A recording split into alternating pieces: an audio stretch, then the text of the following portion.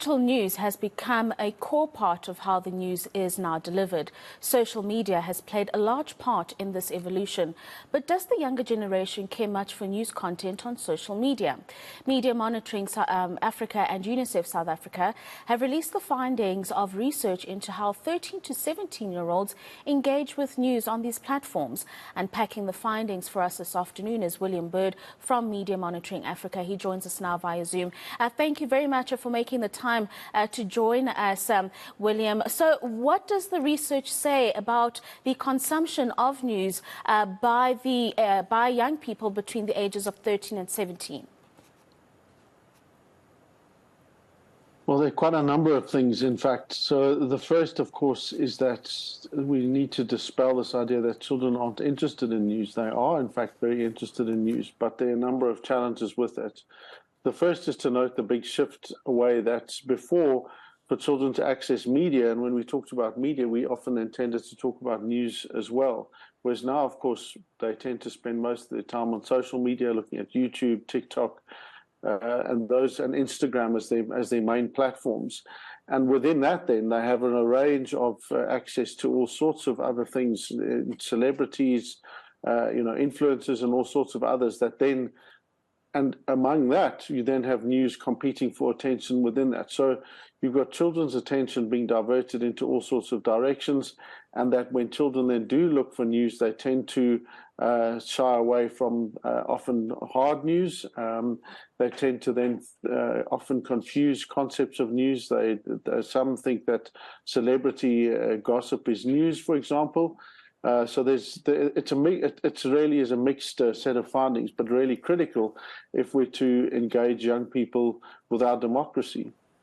So that's very interesting that they do have the access to the news, and they're actually interested. Whether they think gossip about a celebrity is news or not is a different story. But another important component that the research looked at here as well, William, is that it's actually a right for young people to be exposed to factual or accurate information. And so these platforms should be ensuring that kind of news exists as well. Yeah, exactly. One of the findings is that, firstly, you've got to make sure that children find the news. They then have to know what news is. It then has to be in a format that's accessible to them. And increasingly in an age of mis and disinformation, they have to be able to spot whether or not that news is reliable, accurate, and fair. And on top of that, you've got the fundamental right that you just noted, that children have a right to receive and access, content and news in language and programs that they can understand. So it really is an increasingly difficult set of circumstances for children to access quality, accurate information. We know from the research, for example, that in as much as children the children know clearly that, for example, if they come and they watch here, that they're more likely to get accurate, reliable information than if they just look for it on their social media channels. So they know that social media channels are a lot less trustworthy than traditional news sources, but they still want to find those traditional news sources on their social media channels. So it's quite a substantial challenge for our traditional news media to make sure that their content is available in accessible formats for children where they are, which is on social media platforms. Yeah, and that's interesting because the more we move on to the digital space and the more advancements we see around artificial intelligence, and so it's going to be more difficult for them to spot what's real and what's not real. So what kind of engagement should they be having, or who should they be having engagements with when they are looking for news, so that they are able to spot the difference between fake news and what's actually real? I mean, I think that there are a number of things there, and that's, as always, these things require a lot of people. That old expression, it takes a village to raise a child, that still holds, even though it's, in this instance, quite a different kind of context. You need traditional news media to play a role to make sure that they provide news that is relevant for children. One of the most common concerns we've heard from children over the last 2 decades is that news tends to either not give them a voice, or tends to marginalize them, or tends to be covered in a way that doesn't provide them any real access to understanding that. You also need the states to make sure that they play a role in providing sufficient sources of information. And you need the social media platforms to make sure that they scale those algorithms to favor actually credible and accurate news. And then you need, on top of that, children to have the requisite digital and critical media literacy skills so that they can actually unpack and be skeptical and discern for themselves whether something is real or whether it's rubbish. Yeah, and I'm glad you bring up the digital and media, the skill set that they would need to have, the literacy there. Do you find, or did the research look at all, if these young people have those kinds of skills so that they're able to discern between what's real and what's not, or is this something that they still need to get?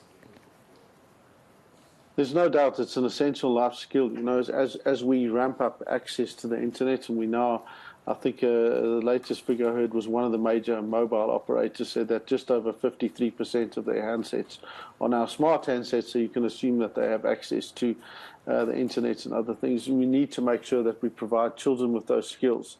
You know, with one of our programs, Web Rangers, we're currently reaching around 10,000 children and providing those skills, but overwhelmingly this is something that needs to be brought into our school curricula. It's something that these are essential life skills that if we don't make sure that they accompany access to the internet, we're going to find ourselves having even more problems than we already do with bullying, with children falling for things that are simply not true and not accurate. And because of the massive leaps and bounds we're seeing in AI, it's now possible for you to create almost anyone saying almost anything and make it look pretty believable. And you can imagine in particular scenarios how that could really cause widespread havoc.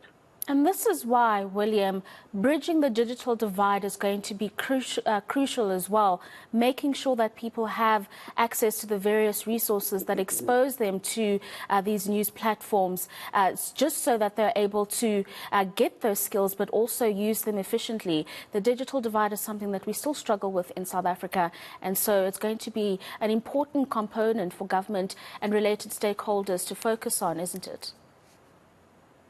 Yeah, I mean, you've said it perfectly. The digital divide is there. And if we don't provide these skills to everyone, particularly children in marginalized and vulnerable areas, so you're talking children in the quintile 1, 2, 3 schools that really need to ensure that they have access to these skills.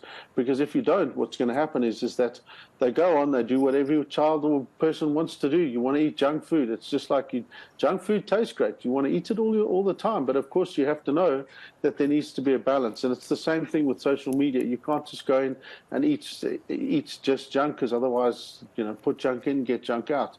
So we really do have to ensure that we provide children with those skills so that they can harvest the same kind of benefits that those who already have those skills and have that access all the time can have.